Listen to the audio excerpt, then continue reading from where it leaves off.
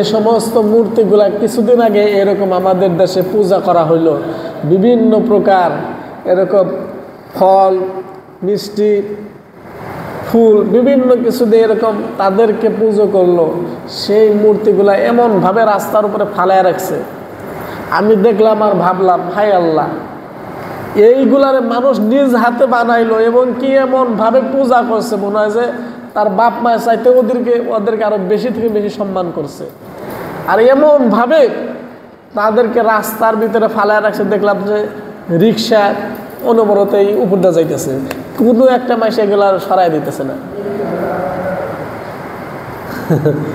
শোনেন নাই, কালকে শহরে গেছিলাম, দেখেন আপনি আমি কেমন ধর্ম পাইছি এইটা বোঝানোর জন্য, এটা কারোর তিরস্কারের জন্য না, আপনার আমার ভাগ্যটা কেমন ভালো ভাগ্য। দেখেন আল্লাহ রাব্বুল আলামিন চাইলেই বিধর্মীদের ঘরে দিতে পারতো, কিন্তু তা না দিয়ে মুসলমানের সন্তান বানায় মুসলমানের ঘরে আমাদেরকে পাঠাইছে। সুবহানাল্লাহ, এর সাথে শুকরিয়া করে শেষ করতে পারবেন না।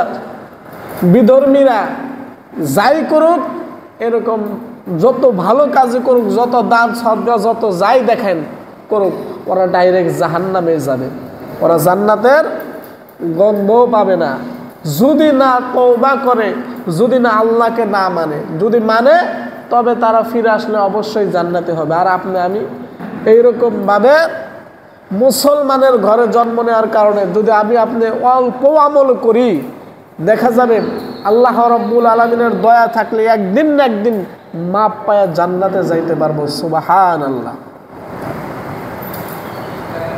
বলতেছিলাম যে শহরে গিয়েছিলাম, দেখলাম যে তাদের মূর্তি যে এত পূজা করলো, এত কিছু ফল ফলাদি এরকম ফুল দিয়ে এরকম বিভিন্ন পূজা করলো তারে, এর উপর দিয়ে কি দেখতে পেলাম রিক্সা অনবরত যাইতেছে। আমি কোথাও দাঁড়ায় দাঁড়ায় দৃশ্য দেখলাম।